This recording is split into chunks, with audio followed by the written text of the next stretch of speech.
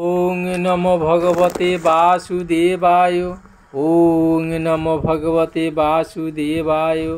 ওং নমো ভগবতে বাসুদেবায়।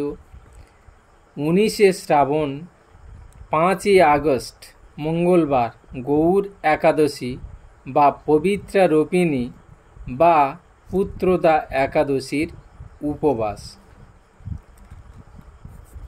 20শে শ্রাবণ 6ই আগস্ট বুধবার গৌর দ্বাদশী। একাদশীর পারণ ভোর 5টা 8 থেকে সকাল 9টা 31 মধ্যে। এই একাদশী পালনের কি মাহাত্ম্য এবং এই একাদশী করলে তার কি ফল লাভ হয় তা একবার হলেও আপনারা শ্রবণ করুন। একদিন মহারাজ যুধিষ্ঠির ভগবান শ্রীকৃষ্ণকে জিজ্ঞাসা করলেন, হে প্রভু, শ্রাবণ মাসের শুক্লপক্ষের একাদশীর কি নাম তা কৃপা করে আমাকে বলুন। শ্রীকৃষ্ণ বললেন, হে মহারাজ, এখন আমি সেই পবিত্র ব্রত মাহাত্ম্য বর্ণনা করছি, মনোযোগ দিয়ে তা শ্রবণ করুন। যা শোনা মাত্রই বাজপেয় যজ্ঞের ফল লাভ হয়। প্রাচীনকালে দাপর যুগের শুরুতে মহিজিৎ নামে এক বিখ্যাত রাজা ছিলেন। তিনি মাহিষ্মতি নগরে রাজত্ব করতেন, কিন্তু দুঃখের বিষয় এই যে তার মনে বিন্দুমাত্র সুখ শান্তি ছিল না, কেননা তিনি ছিলেন অপুত্র। পুত্রহীনের ইহলোক পরলোক কোথাও সুখ হয় না। এইরূপ চিন্তা করতে করতে বহুদিন কেটে গেল, কিন্তু তবুও পুত্রমুখ দর্শনে রাজা বঞ্চিতই রইলেন। নিজেকে অত্যন্ত দুর্ভাগা মনে করে রাজা চিন্তাগ্রস্ত হলেন। প্রজাদের সামনে গিয়ে বলতে লাগলেন, হে প্রজাবৃন্দ, তোমরা শোনো, আমি এই জন্মে তো কোনো পাপ কাজ করিনি, অন্যায়ভাবে আমার রাজকোষ বৃদ্ধি করিনি, ব্রাহ্মণ বা দেবতাদের সম্পদ কখনো হরণ করিনি, উপরন্তু প্রজাদেরকে পুত্রের মতো পালন করেছি, ধর্ম অনুযায়ী পৃথিবী শাসন করেছি, দুষ্টদের যথানুরূপ দণ্ড দিয়েছি, সজ্জন ব্যক্তিদের যথাযোগ্য সম্মান কখনো কখনো অবহেলা করিনি।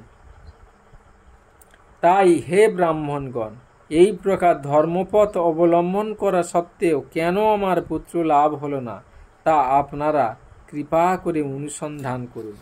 রাজার এই প্রকার কাতর উক্তি শ্রবণে রাজভক্ত পুরোহিত ব্রাহ্মণগণ রাজার মঙ্গলের জন্য গভীর বনে ত্রিকালজ্ঞ মুনি ঋষিদের কাছে যেতে মনস্থ করলেন।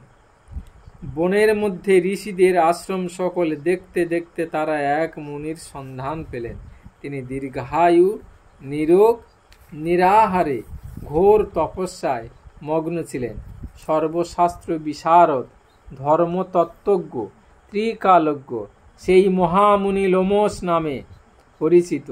ব্রহ্মার এক কল্প অতিবাহিত হলে মুনিবরের গায়ের একটি লোম পরিত্যক্ত হতো। এই কারণে এই মহামুনির নাম লোমশ। তাকে দেখে সকলেই ধন্য হলেন। তারা পরস্পর বলতে লাগলেন যে আমাদের বহু জন্মের সৌভাগ্যের ফলে আজ আমরা এই মুনিবরের সাক্ষাৎ লাভ করলাম। তারপর ঋষিবর তাদের সম্বোধন করে বললেন, কি কারণে আপনারা এখানে এসেছেন এবং কেনই বা আমার এত প্রশংসা করছেন তা স্পষ্ট করে বলুন। আপনাদের যাতে মঙ্গল হয় আমি নিশ্চয়ই তার চেষ্টা করব। ব্রাহ্মণেরা বললেন, হে ঋষিবর, আমরা যে উদ্দেশ্যে এখানে এসেছি আপনি তা কৃপা করে শুনুন। এ পৃথিবীতে আপনার মতো শ্রেষ্ঠ ব্যক্তি আর কোথাও নেই। মহিজিৎ নামে এক রাজা নিঃসন্তান হওয়ায় অতি দুঃখে দিন যাপন করছে। আমরা তার প্রজা। তিনি আমাদেরকে পুত্রের মতো পালন করেন, কিন্তু তিনি পুত্রহীন বলে আমরাও সবাই মর্মাহত। তার দুঃখ দূর করতে আমরা এই বনে প্রবেশ করেছি। হে ব্রাহ্মণ শ্রেষ্ঠ, যাতে রাজা পুত্রের মুখ দর্শন করতে পারেন কৃপা করে তার কোনো উপায় আমাদের বলুন। তাদের কথা শুনে মুনিবর ধ্যান মগ্ন হলেন। কিছু সময় পরে রাজার পূর্বজন্ম বৃত্তান্ত বলতে লাগলেন। এই রাজা পূর্বজন্মে এক দরিদ্র বৈশ্য ছিলেন। একবার তিনি একটি অন্যায় কার্য করে ফেলেন। ব্যবসা করবার জন্য তিনি এক গ্রাম থেকে অন্য গ্রামে যাতায়াত করতেন। এক সময় জ্যৈষ্ঠ মাসের শুক্লপক্ষের দশমীর দিনে কোথাও যাওয়ার পথে তিনি অত্যন্ত তৃষ্ণার্ত হয়ে পড়েন। গ্রাম প্রান্তে একটি জলাশয় তিনি দেখতে পান। সেখানে জলপানের জন্য যান। একটি গাভী ও তার বাছুর সেখানে জল পান করছিল। তাদেরকে তাড়িয়ে দিয়ে তিনি নিজেই জল পান করতে লাগলেন।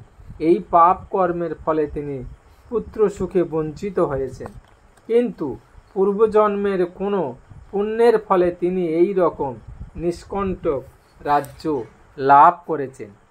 হে মুনিবর, শাস্ত্রে আছে, যে পুণ্য দ্বারা পাপ ক্ষয় হয়, তাই আপনি এমন একটি পুণ্য ব্রতের উপদেশ করুন যাতে তার প্রারব্ধ পাপ দূর হয় এবং আপনার অনুগ্রহে তিনি পুত্র সন্তান লাভ করতে পারেন।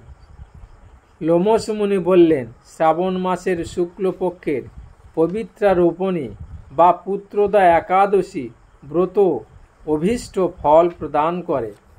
আপনারা যথাবিধিতা সকলে পালন করুন।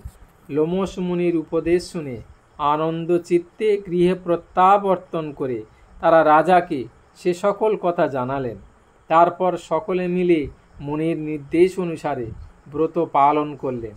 তাদের সকলের পুণ্য ফল রাজাকে প্রদান করলেন। সেই পুণ্য প্রভাবে রাজমহিষী গর্ভবতী হলেন। উপযুক্ত সময়ে বলিষ্ঠ সর্বাঙ্গ সুন্দর এক পুত্র সন্তানের জন্ম দান করলেন। ভবিষ্যত্তর পুরাণে এই মাহাত্ম্য বর্ণিত হয়েছে। এই ব্রত মাহাত্ম্য যিনি পাঠ বা শ্রবণ করবেন তিনি সমস্ত পাপ থেকে মুক্ত হবেন এবং পুত্র সুখ ভোগ করে অবশেষে দিব্য ধাম প্রাপ্ত হবেন। ওং নমো ভগবতে বাসুদেবায়। ওং নমো ভগবতে বাসুদেবায়। ওং নমো ভগবতে বাসুদেবায়।